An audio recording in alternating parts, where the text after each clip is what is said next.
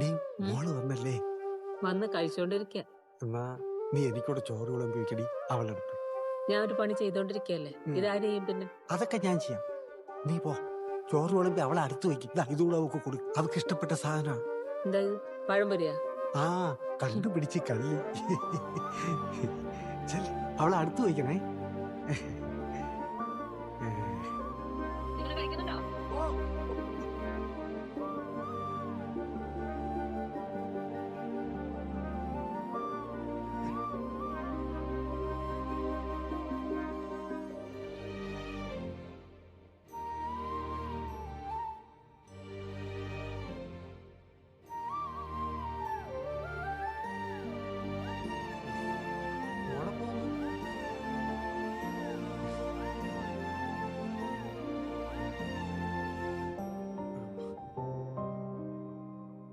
വിശേഷമൊക്കെ പറ മോളെ.